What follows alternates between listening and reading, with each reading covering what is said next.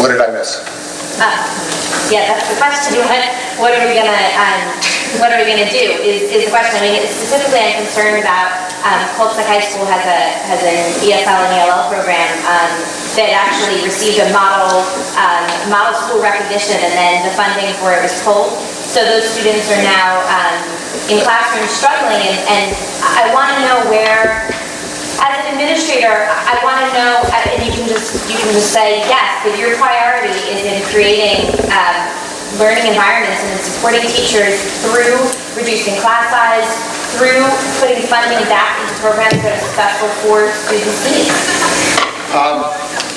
Boy, I would be remiss if I said that to you. That may be what I want to do. But that, frankly, probably won't be the reality. You lost an adult school. You had 120 staff members were reduced. You lost supervisors. Your budget went down. You had to make some adjustments.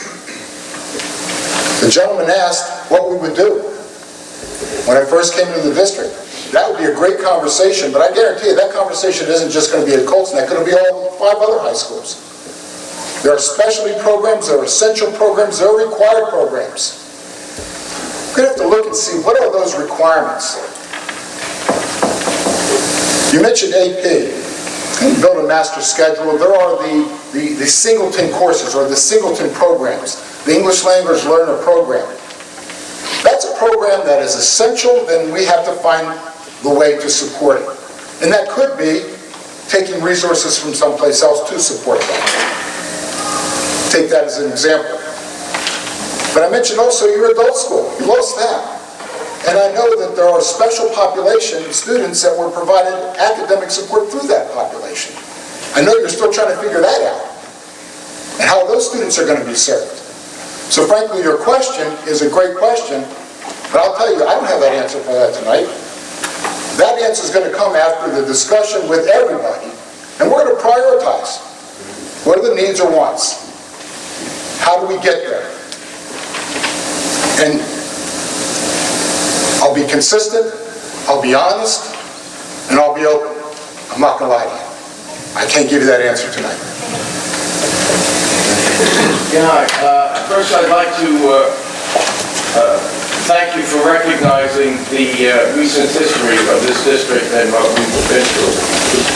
I'd also like to ask, understanding that the numbers haven't been determined yet, but are you willing to work within the guidelines of Governor Christie's salary caps? Well, if you're going to work in New Jersey, you're going to have to. But true enough, it has yet to be determined what those numbers will be on certain districts. And this district, because of its population, being one of those. It's a difficult job of a superintendent. It's a difficult job of a supervisor, or a principal, or a classroom teacher. All very difficult jobs. And here we are, here I am, 36 years, at the top of my career, well respected. A professional of integrity and honesty. Every place that I've been, I believe the place is better. It's that old Boy Scout motto, leave the camp site better than when you first got there. Yet at the same time, the governor is changing the value of this position. My point, I have my opinion. Now, it has yet to be clarified what those specific numbers are going to be.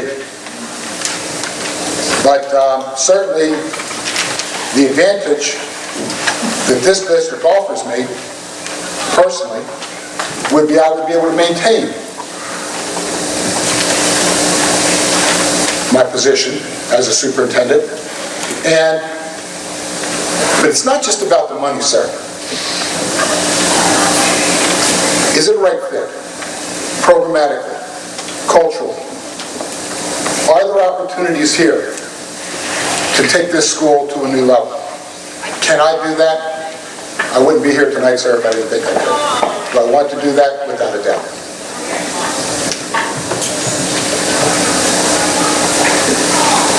Stephanie, I'm an English teacher at Colts Neck High School.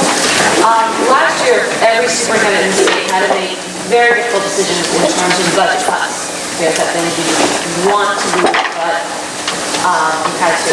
What programs did you have to cut last year, and why did you make those decisions with those particular programs? We didn't have to cut one program. We did not have to cut one program. We did reduce some of our athletic schedule.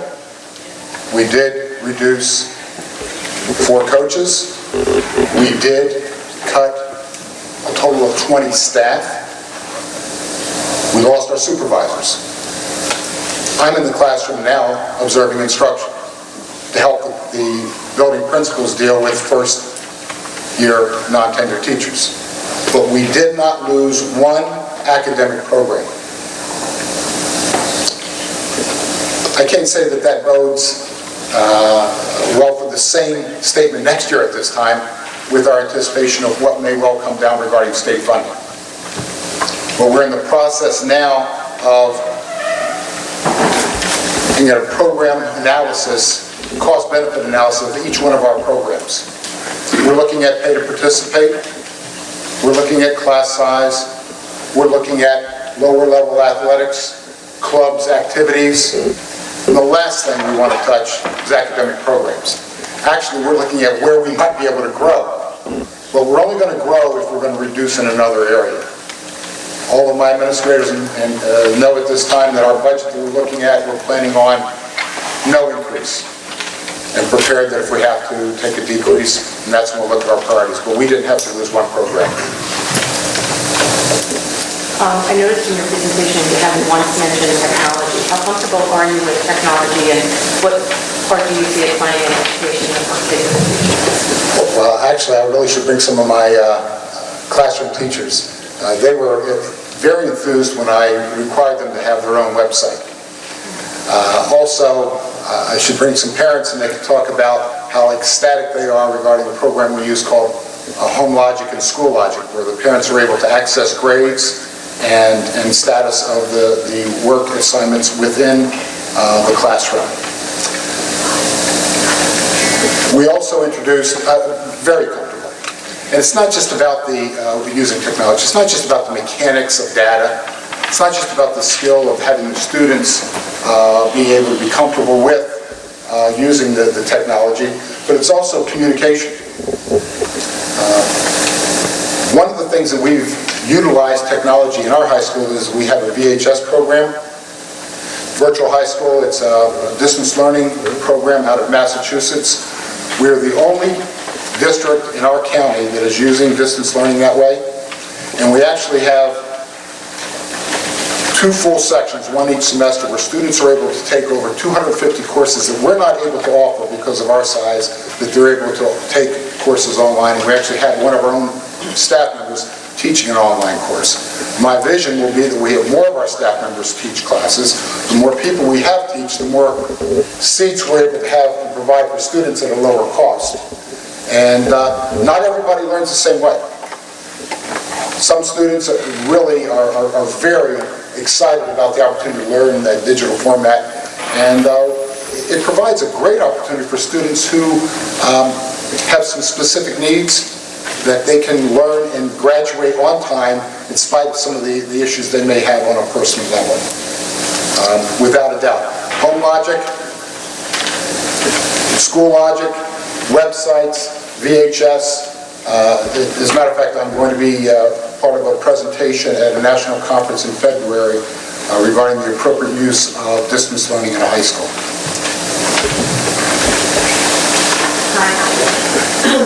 Joan Weinbeck, you mentioned your relationship with the board, and having been a board member in this district, that's an important, I want to know how you can build consensus with diverse community and diverse board, and, implement your vision. The board, as a superintendent, you're a non-voting member of the board. The board's my boss, and it's essential for me to connection between the board and the buildings. And to help also to connect with the community, the board and the buildings. That's essential. I'm very comfortable with that. I do it very well. When I mentioned about that internal-external audit, it's really with the board members that I would hope to be able to go to each community and to meet with the municipal officials, the formal and informal power base within each community, and develop that relationship. But the relationship that the board has with the community, it's really my job to help them. Every board meeting is a public relations opportunity. Every board meeting is a public relations opportunity. Going back to your comments, sir, not only students watch us as adults, parents watch us, and community members watch us. How we conduct ourselves is really the message that we're sending to the entire community regarding what our expectations are.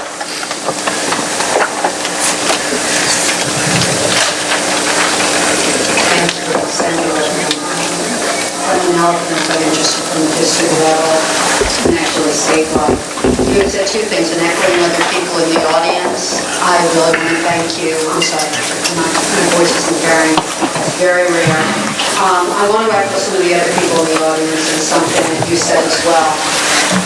So rare, I'm muffled. Echoing other people in the audience again, because I do want to cross-reference them. It's one of the strengths I thought you had, too, that you've gone back and cross-referenced the different stakeholders in the audience.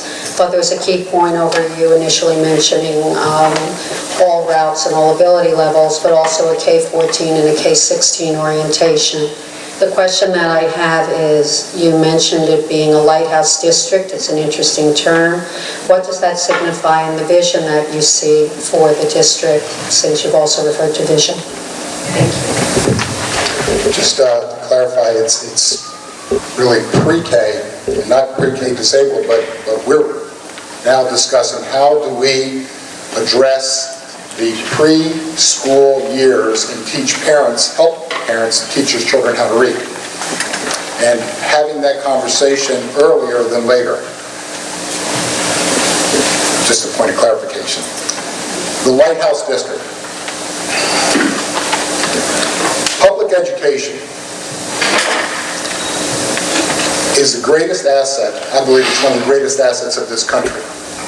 Public education. Every child who enters the doors know that we're going to provide them with an equal opportunity for success. That's our job. Success, how we define success, changes. And it's a different world than it was 10 years ago, 15 years ago, 20 years ago. A 6 high school, 8 municipality, 200 square mile school district. This state is trying to figure out how to be more effective and efficient in delivering quality instruction. You're doing it now. I'm not sure if you realize it. One, I don't know if the state knows that. Two, let's put the light on. Let's put the focus back on program, on the students, on the successes. I will say to you also, let's put the light on what the community's needs and expectations are. That conversation in clear daylight, sharing with the rest of the state and perhaps the nation, could well allow this district to receive the appropriate educational notoriety that I believe that it deserves.